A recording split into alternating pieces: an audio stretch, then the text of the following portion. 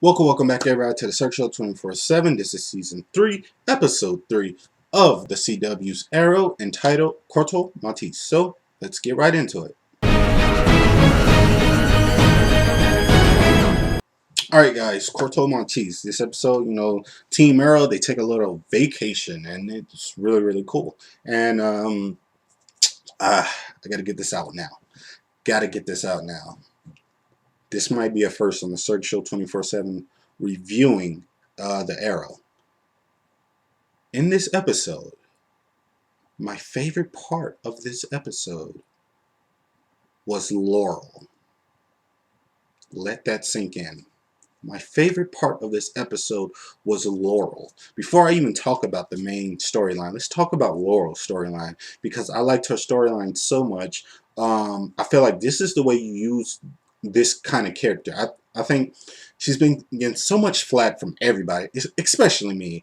Like everybody knows, like she is not my favorite character at all. But if you keep using her the way you're using her now and write her the way you're writing her, just like in this episode, you might win me over. Like for the rest of my life when I'm watching this show. She was fantastic in this episode. She acted fantastic in this episode.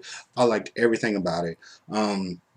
Now with the whole Laurel stuff, she's still going through like the situation with like losing Sarah, and she can't really tell her father about it. And then instead of like drinking, instead of like going to the pills like we always know Laurel does when she gets depressed, she tries to take it in her own hands. She ends up going to her Alcohol Anonymous thing. She talks about it a little bit. She ends up finding a girl who's been abused and who's been beaten by her boyfriend. She tries to take it upon herself to go fight this guy. She ends up getting her butt whooped, but uh, and the reason I like it, I don't like the fact that the girl ends up getting her ass whooped, but the reason I like it is because it makes her story to become Black Canary a lot better story, because in the earlier, before she even does all that, she ends up going to like the gym, to like a boxing gym, to get more information about her sister's death, because a guy who boxes there, he was like on the roof when it, I guess, happened or something like that, or the night it happened, and she ends up meeting this boxing trainer, and he tells her like, yo, if you have issues like with any problems and you want to like learn how to defend yourself, you come to me. And then after there's, she gets her butt whooped and stuff, and she doesn't win the fight.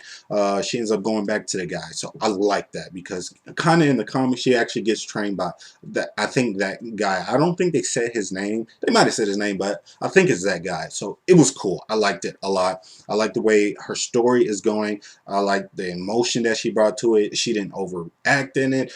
It was just fantastic. So I like it. So kudos to Laurel for like having like a standout performance in this episode. I liked it a lot. So yeah, I'm super excited if they keep going with that route. Now let's get into just like the main story. Now, last episode we do find out that Thea, she's with her father like in Corto Maltese, and Oliver, he's super down because he doesn't really have anybody, no family really. The only family he actually has left is Thea. And he takes it upon himself like, yo, I'm going to get her back. And Team Arrow comes with her. Diggle comes because the wife wants him to do something for Argus, so he's forced to come, which is cool with me. I'm glad that they find ways to keep Diggle in the mix, and they use a great way. I don't really care as long as Diggle stays on the team, and as long as Diggle has something to do and he's not clamored to that baby 24/7. I'm super happy. So I'm glad that he went. I'm glad that they found a great way to use Diggle. And I'm glad that Roy was there too. And I love the fact that, both Roy and, Oliver, talked to Thea at different times to really try to fill her out and really see what she's been up to. I love the fact that they really um, highlight the fact that she's changed a lot, only because like her haircut and stuff. So it was really good. I do like the haircut and stuff, but I like the fact that they kept hammering about the hair and stuff. So yeah, I thought it was really funny.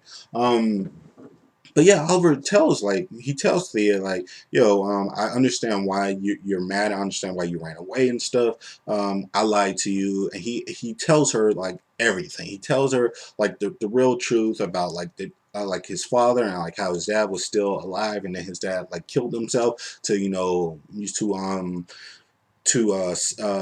protect Oliver, to make sure Oliver can survive the island and stuff like that. And you know that, you know, him and Thea, like both their parents like sacrificed themselves to make sure that, you know, Thea and Oliver stay alive. So we need to, you know, come together and stuff. And I do love the fact that Thea was very hesitant to like really come back, and she wasn't really having it with Oliver and Roy. I do like that. The only thing I don't like is that we didn't get enough of Thea and Malcolm, and just like their backstory or like their flashback and what's been going on since she left, you know, since she left the city and stuff. I wanted to see more of like their training and stuff. I like what we got, but I felt like we needed more of that. I want to see like her really struggling and really like she, they say she's a badass and we've seen like glimmers of it, but I want to see more. I want to see more of the training and stuff. I do, like I said, I do like what we got, but I felt like we could have had in this episode, we could have probably had less of like the main storyline with like Oliver and like the all, or not even just the whole Argus thing. We could have kind of took that out or something. I don't know, because I wanted Diggle in there, so I'm kind of contradicting myself. But maybe a little bit less of that, and then just more of the storyline with Thea. I just felt like we needed more of that. So that was kind of my major gripe in the episode, that we didn't get more like the Thea and Malcolm stuff. But I do like the fact that Malcolm allowed her to go back with Oliver. So I'm assuming he has some kind of plan and he has something up his sleeve. And he has like a bigger plan, because he does say like, I will see you soon. So hopefully we get to see that sooner than later. I don't want to be like 10 episodes before he comes back and we really find out like what his big plan is. But I do like the fact that Oliver still, if I'm correct, Oliver still doesn't know that Malcolm is still alive, and Malcolm is still here. So Oliver still doesn't know that, and Thea's not going to tell him anyway. But I just want to see more of that. You know what I mean? But I do. Another thing I do love, and I still love, like the Felicity stuff. Like her, like with Ray and stuff. I like it so much. I don't know why. I do like it so much.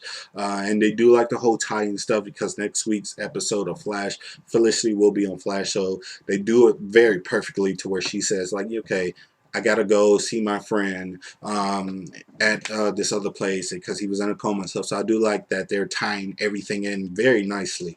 But I do want to see more of like the Felicity and Ray stuff. Maybe it might be like some kind of chemistry there. I see a lot of chemistry there with them, like maybe a love interest or something. But it seems like Ray has some kind of plan with her. He does put her up in a higher position in the company, so a lot's being brought down with Felicity, and I like that moment where everybody was calling her at the same time. So I feel like Ray is going to find out who she really is and what she does pretty soon.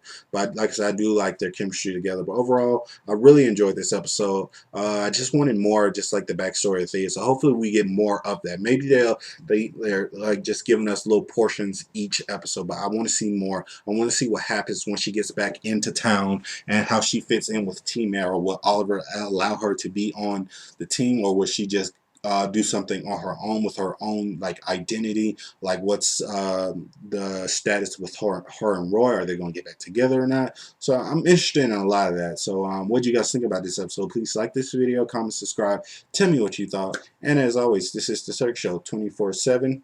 Be easy.